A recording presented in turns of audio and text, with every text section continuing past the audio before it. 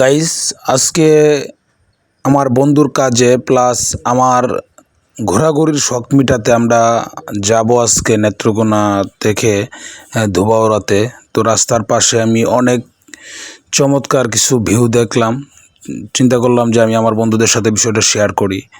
তো নেত্রকোনা থেকে ধোবাউড়া প্রায় 60 কিলোমিটার দূরত্ব। এর মাঝখানে বেশিরভাগ রাস্তা থেকে ওই পূর্বতলা থেকে ধোবাউড়া বেশিরভাগ রাস্তার অবস্থাই খুব বেহাল, কাজ চলমান। কিন্তু তারপরেও আমরা ওই জায়গাতে গিয়ে অনেকটাই মজা পেলাম। দেখেন, রাস্তার দুই পাশে প্রচুর পরিমাণে বিভিন্ন ধরনের গাছ, বিশেষ করে অনেক ধরনের ফলের গাছ এখানে আছে।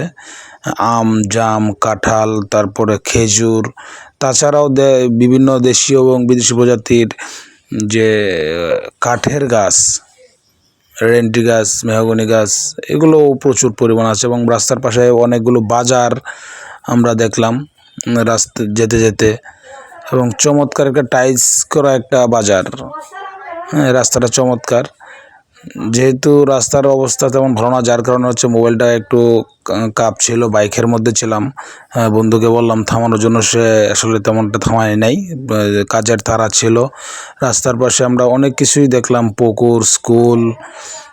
আসলে চমৎকার একটা অভিজ্ঞতা হলো নেত্রকোনা থেকে ধোবাউড়া। আমি আগে কখনো যাই নাই, আশেপাশে অন্য জায়গাগুলোতে যাওয়া হলেও ওইখানে আমার যাওয়া হয় নাই, যার কারণে আপনাদের সাথে শেয়ার করলাম যাওয়াটা।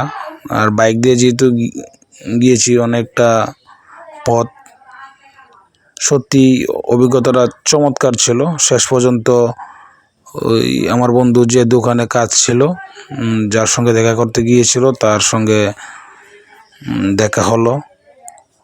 চমৎকার অভিজ্ঞতা ছিল সেই এটা। অবশেষে দেখা হওয়ার পর ভাইও খুব চমৎকার আমাদেরকে অনেক আপ্যায়ন করলো।